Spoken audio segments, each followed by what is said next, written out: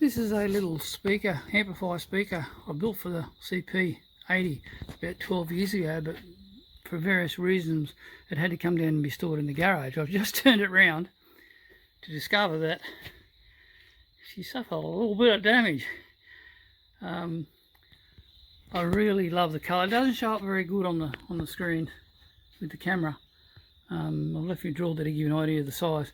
I've used speakers out of a Yamaha organ inside it.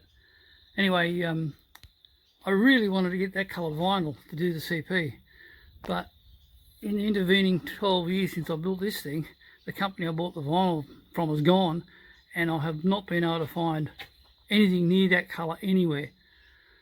So, as much as I love the colour, I bought enough of the beige vinyl that I'm going to do the CP in to recover this amp. So, and then looking at that rodent damage at the front there, it's probably a good idea.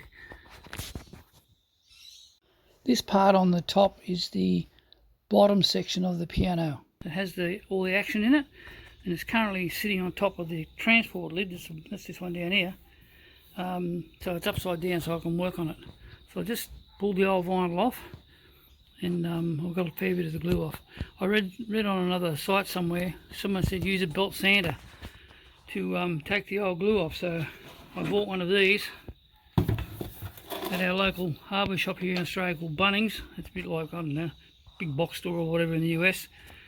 It's only 75mm wide belt, and I think it was $85 or something like that.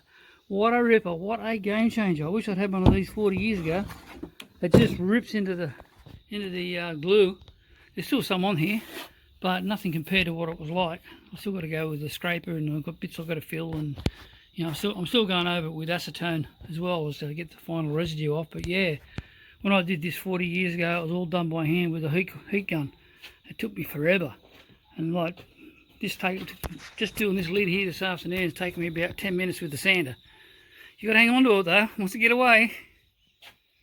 So I'm really pleased at the speed that this thing's coming apart, and yeah, I'm really pleased with it at the moment. I've removed all the glue off it. I used a combination of tools. I used a 75mm wide belt sander, just a cheapie, and also used again another cheapie, one of those random oscillating round sander things.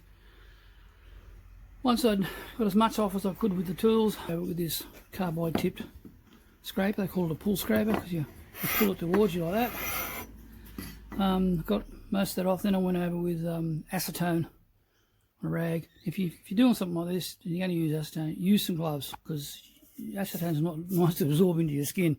This garage is pretty well ventilated, but if you're in an enclosed space, good to have ventilation, or at least wear a respirator type mask. So anyway, you soon find the sections that you've missed a bit of glue when you go with acetone, because the glue just sort of comes up in little balls. You can scrape it all off. So I've got to that point now where I'm just about to start filling all the dings and gouges with body filler or bog or whatever you want to call it, body filler. Once that's done, sand it back, I'm then going to coat it with a primer before the glue. Once all the filling and sanding's done, I'm then going to use this Dunlop Rapid Bond Coat Primer.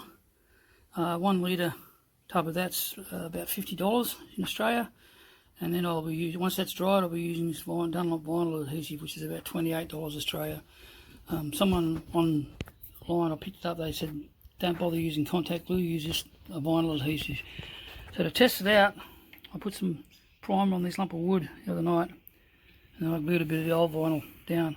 Now it's been curing now for 3 days, and it's difficult to pull off. I'm putting a fair bit of effort into that, and it's very good, so I'm pretty happy with that.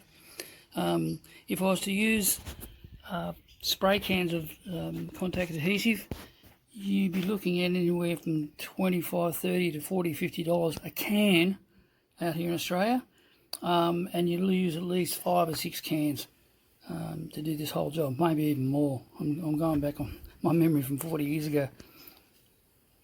So I sanded all the filler back this morning, cleaned it all up, and I've just given it a coat of primer for the adhesive.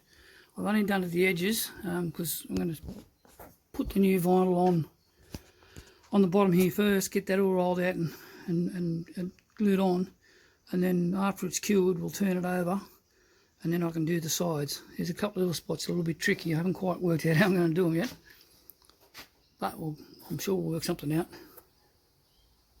Mixed up some water-based paint, just using what we had on hand, and it's very, very close to the vinyl colour, as you can see. Otherwise maybe you can't see.